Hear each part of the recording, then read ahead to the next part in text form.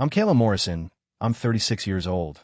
And 3 months ago, my wife, Lauren Pierce, 33, managed to dismantle 10 years of my life over oysters and overpriced cocktails at an upscale seafood restaurant in Charleston, South Carolina.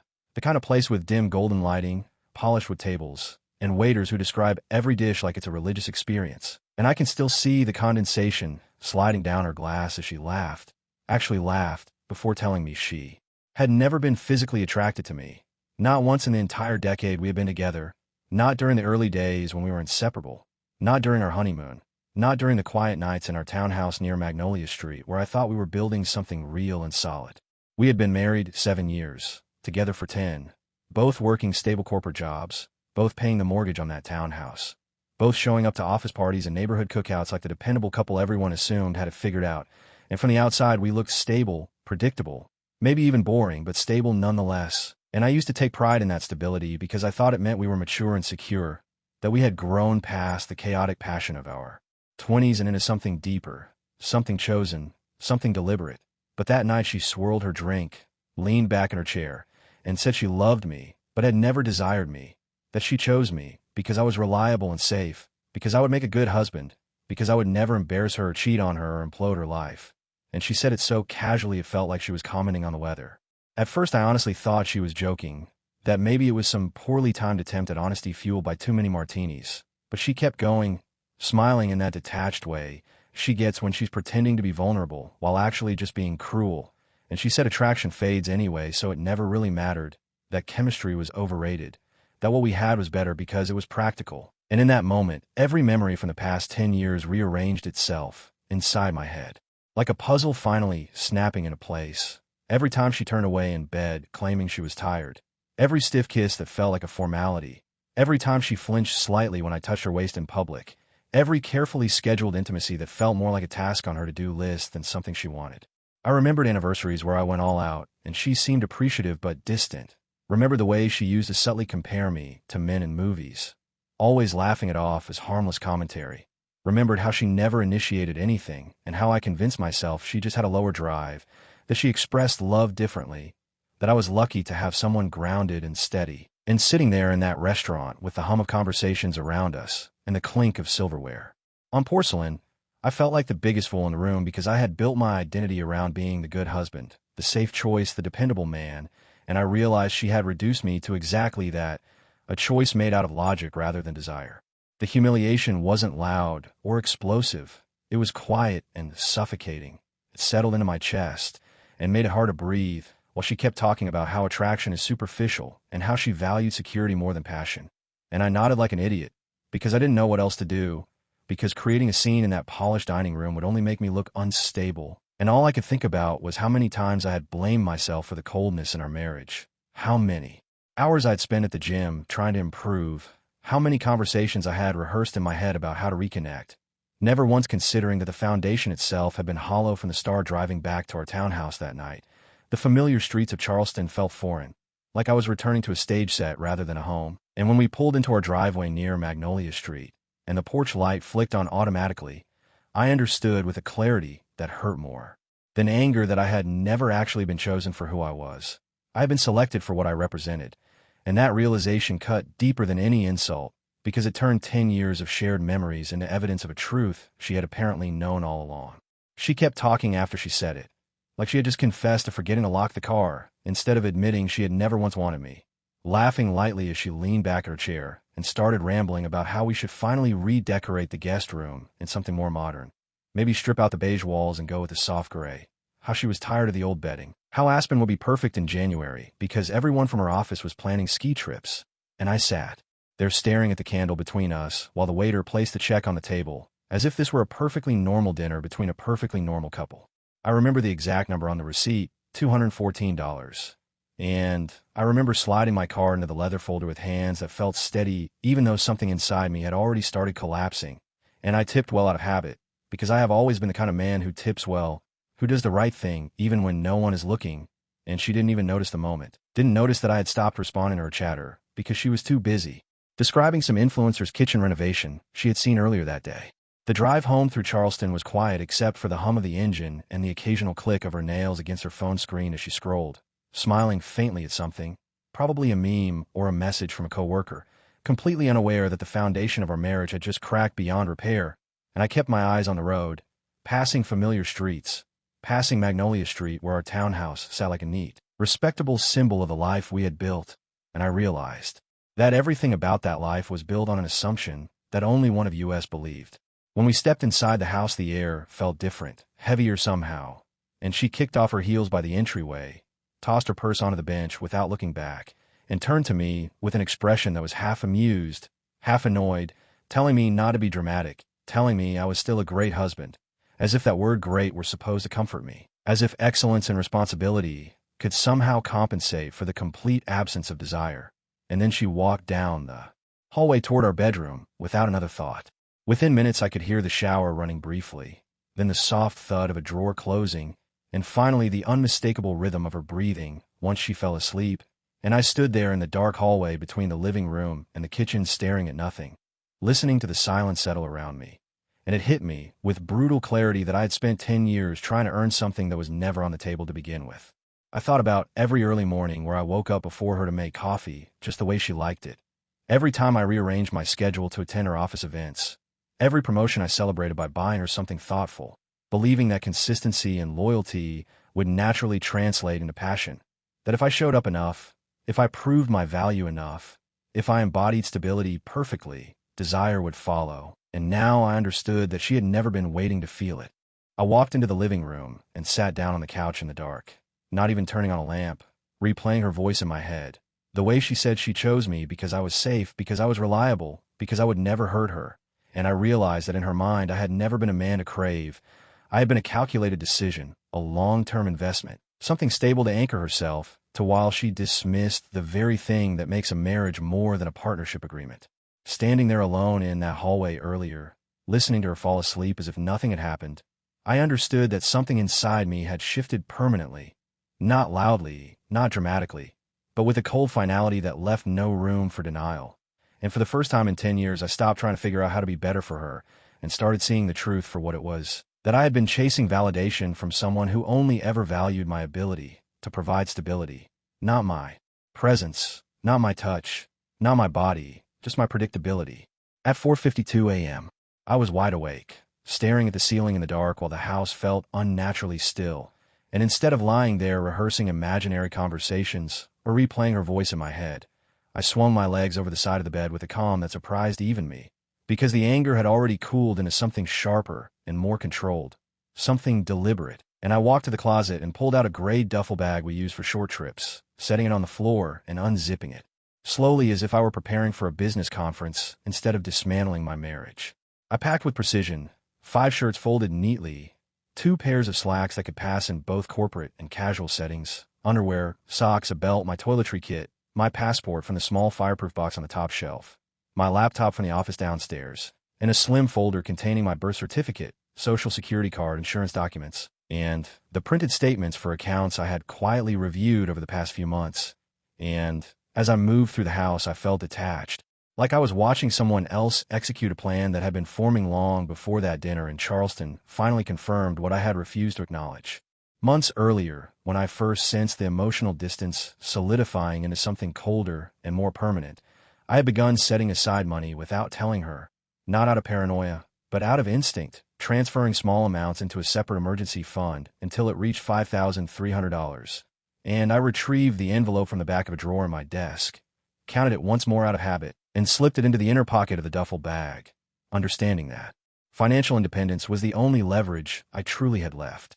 In the kitchen, I paused under the dim light above the island, slid my wedding band off my finger, and for a moment, I examined the faint indentation it had left on my skin, the pale circle marking years of commitment that suddenly felt like a brand rather than a symbol, and I placed it carefully next to her daily planner where she would see it immediately, not as a dramatic gesture, but as a statement of fact, something clean and unmistakable that required no explanation. I opened my laptop and logged into our joint bank account, staring at the balance of $42,000 that represented vacations, bonuses, tax returns, and years of shared planning, and I transferred exactly half into the separate account I had opened quietly under my own name weeks earlier, watching the confirmation screen load without hesitation, because I knew that leaving without securing my portion would be reckless, and recklessness was the opposite of who I had always been. After that, I logged out of every shared streaming service, every cloud account, every subscription that linked our devices together, removing my access deliberately, not out of spite, but because I needed to sever digital threads that could be used as excuses for conversation later. And then I opened my work email and drafted a short, concise resignation to the marketing firm where I had spent years building a reputation, effective immediately, thanking them for the opportunity and offering a brief transition window remotely if necessary. Knowing that staying in the same environment, driving the same route, sitting in the same office, would make it easier for her to reach me, to appeal to my sense of responsibility, to frame everything as a misunderstanding that could be worked through. By the time I zipped the duffel bag closed, the sky outside was beginning to lighten faintly, and I stood in the kitchen one last time looking around at the townhouse near Magnolia Street, at the stainless steel appliances we had chosen together, at the framed photos lining the hallway, and I felt an unexpected steadiness settle into my chest, because for the first time in 10 years I was acting not to earn her approval or maintain an image, but to protect my own dignity. And as I picked up the bag and moved toward the door, I understood that leaving before sunrise was not impulsive. It was necessary, because if I waited until she woke up and started talking, explaining, minimizing, reframing, there was a part of me that might have listened, and I could not afford to let her manipulate me into staying in a life built on polite affection and empty desire. By 5:30 a.m., I was already merging onto the highway heading west, the gray duffel bag resting on the passenger seat like quiet confirmation that I was not turning back, and I did not have a fully mapped out plan beyond putting miles between myself and the version of my life that had just imploded. But I knew that distance itself was the first requirement, distance from the townhouse near Magnolia Street, from the office building downtown, from the seafood restaurant in Charleston where my marriage had been, reduced to a calculated decision over cocktails. I set the GPS toward Colorado, toward a small town called Silver Ridge where my college friend Nathan Cole had once half-jokingly told me there would always be a room above his auto shop if I ever needed a reset. And at the time I had laughed because I could not imagine ever needing to start over, could not imagine myself being the kind of man who walks away from stability. Yet as the early morning light spread across the horizon, I understood that stability without desire is just a cage with nicer furniture. The city was still asleep, traffic light, storefronts dark, and I drove in near silence, the radio off, the only sound the steady hum of the engine and the low rush of tires against asphalt. And as the skyline of Charleston began to shrink in my rearview mirror, I felt something loosen inside my chest that had been tight for years without me realizing it, like I had been holding my breath in my own life, and only now allowed myself to exhale. I did not leave a note on the kitchen counter, did not draft a long explanation outlining my reasons, did not block her number or delete her from social media, because any dramatic gesture would have given her something to react to, something to dissect, something to respond to with carefully measured apologies or reframed narratives about how I misunderstood her honesty. And I understood that silence would be heavier than any accusation I could throw at her, that waking up to an empty house and a wedding band on the island would force her to sit with her own words without the comfort of immediate negotiation. I imagined her waking later that morning, reaching for me out of habit, noticing the cold sheet beside her, walking down the hallway expecting coffee already brewing because I always made it first, and instead finding absence, finding stillness, finding the ring, and I did not feel rage picturing that moment. I felt clarity, because for years I had bent myself into whatever shape seemed most accommodating, most reliable, most safe, hoping that eventually effort would transform into passion. And now I was finally acknowledging that no amount of effort can manufacture desire in someone who has already decided you are simply practical. The sun climbed higher as I crossed state lines, fields replacing buildings, open stretches of highway, giving me space to think without interruption, and I realized that the calm settling over me was not numbness or denial, but relief, the kind of relief that comes when you stop performing for someone who has been quietly grating you all along. And for the first time in a decade, I was not trying to anticipate her moods, not trying to decode her silences, not trying to prove that I was enough. Driving west without a clear destination except Silver Ridge and the vague promise of a spare room above an auto shop might have looked reckless from the outside, but inside it felt like the most rational decision I had made in years, because I was no longer willing to remain in a life where I was valued for predictability rather than wanted for who I was. And as the last trace of city lights disappeared behind me, I understood with steady certainty that I had finally stopped begging, even silently, to be enough for someone who never truly wanted me in the first place. Lauren woke up around 8:40 a.m. with the kind of splitting headache that follows too many cocktails and too little self-awareness. reaching instinctively across the bed toward my side the way she always did when she wanted reassurance without effort, and instead of warmth she found cold sheets and an empty space that had already lost my shape. And at first she probably assumed I was downstairs making coffee like I had done for years, maintaining the rhythm of a marriage she never fully inhabited.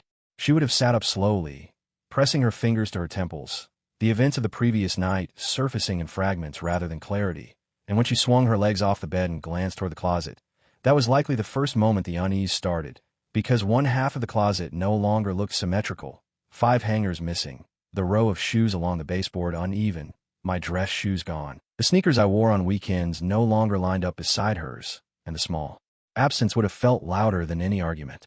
Walking into the bathroom, she would have seen the empty space where my toothbrush had been, the counter clear to the razor and cologne I used every morning, and that is when realization would have started to replace hangover fog, because disappearing quietly leaves a different kind of echo than slamming doors ever could, and by the time she reached the kitchen aisle in the house would have felt wrong in a way she could not immediately name.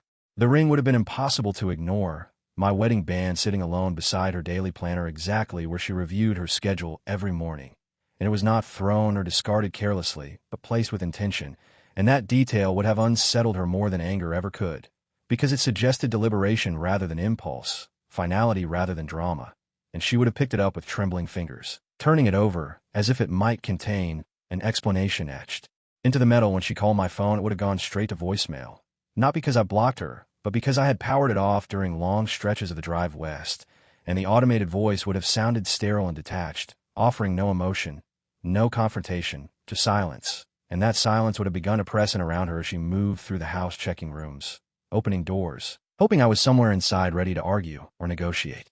Her next call would have been to my office, expecting to hear that I had called in sick or taken a personal day, and instead she would have been informed that I had submitted a resignation email overnight, effective immediately, concise and professional, no mention of personal circumstances, and that piece of information would have shifted the situation from marital conflict to structural change, because resigning from a stable marketing position is not something a man does in a burst of wounded pride.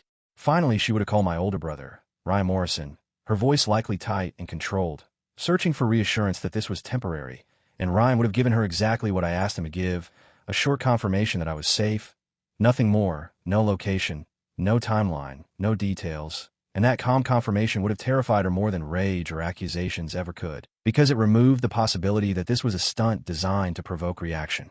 The fear would not have come from losing me in that moment, but from understanding that I had already left emotionally long before sunrise, that the packed bag, the transferred funds, the resignation, and the quiet departure were not reactions to a single drunken confession, but the execution of a decision that had been forming over time, and that realization would have forced her to confront the one thing she had dismissed the night before, that stability is not infinite, and that even the safest choice could decide to walk away when he finally stops trying to be enough for someone who never truly wanted him. Over the next week, she unraveled in ways that probably would have shocked the version of herself who laughed over cocktails and reduced our marriage to practicality.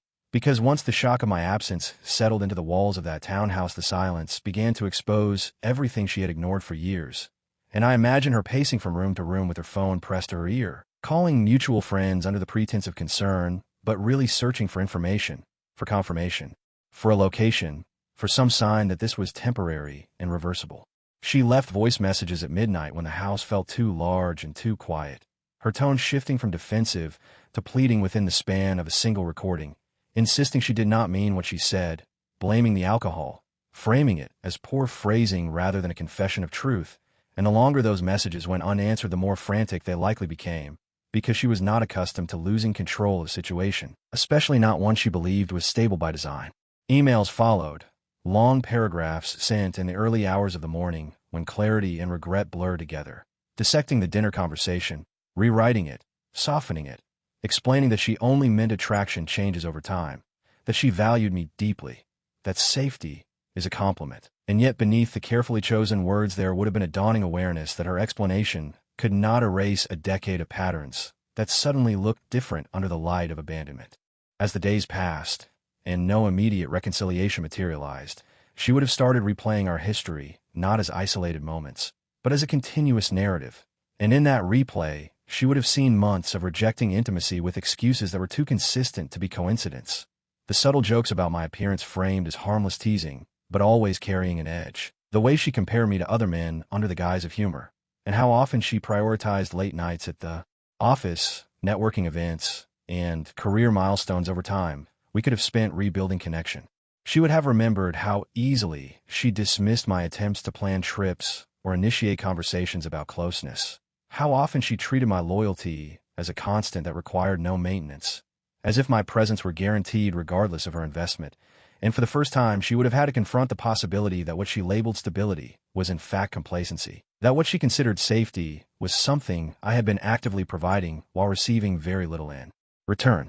Without the daily reassurance of my routines, without the predictable rhythm of me making coffee, paying bills on time, showing up to events, and absorbing her moods without complaint, she would have felt the weight of her own words in a way she could not deflect. Because love without desire and respect does not feel warm when the other person leaves. It feels hollow, transactional, closer to obligation than partnership. And obligation collapses quickly when the obligated party decides to step away. I can picture her sitting at the kitchen island where I left the ring, turning it between her fingers as the weeks stretched on, recognizing that I had not exploded or accused or begged, but simply removed myself from a dynamic that diminished me. And in that recognition, there would have been something more unsettling than anger, the realization that I had not left in chaos, but in clarity. And that clarity forced her to examine her own behavior, not as a series of harmless habits, but as a pattern that slowly eroded the foundation she assumed would always hold. 12 days after I left, while the thin mountain air and Silver Ridge carried the kind of stillness that makes you aware of your own breathing, she sent one final email with the subject line, "Please talk to me," and I saw it appear on my screen while I was sitting on the wooden balcony above Nathan's auto shop, wrapped in a flannel jacket, staring out at snow-covered peaks that looked indifferent to human drama. And for a long moment, I just watched the notification without opening it, because I knew whatever was inside would be heavier than the silence that had preceded it. The town was quiet that afternoon, the kind of quiet that comes from altitude and distance, where the world feels stripped down to essentials. And when I finally opened the email, her words were different from the earlier frantic messages and midnight voicemails, stripped of defensiveness and polished excuses. And instead she admitted she had assumed I would never walk away, that somewhere along the line she had confused my patience with weakness, my consistency with dependence, and my loyalty with a lack of options. And reading that line, I felt something settle rather than flare, because it confirmed what I had already understood during those early hours when I packed the duffel bag in the dark. She wrote about replaying our history, about realizing how often she dismissed my attempts at closeness, how easily she prioritized her career milestones over shared moments, how casually she made jokes about my appearance under the guise of humor, and how she treated my devotion like a permanent fixture instead of something that required reciprocity. And there was no anger in the email, only a quiet panic threaded through every paragraph.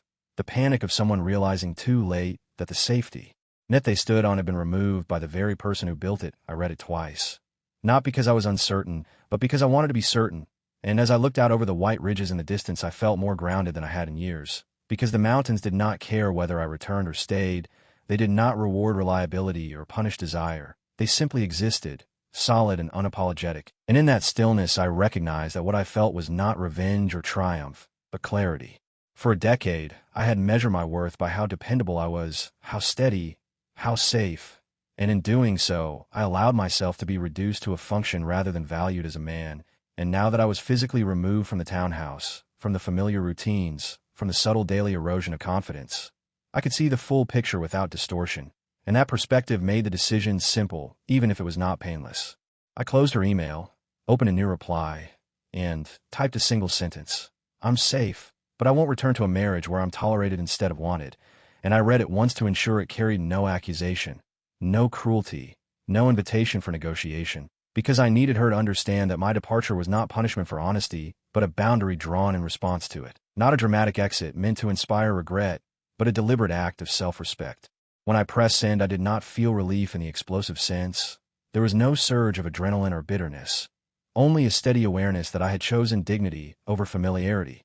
And as the cold air moved across the balcony and the snow in the distance caught the late afternoon light, I understood that walking away was not about proving a point to her, but about finally proving something to myself, that I deserved more than being the safe option in someone else's life.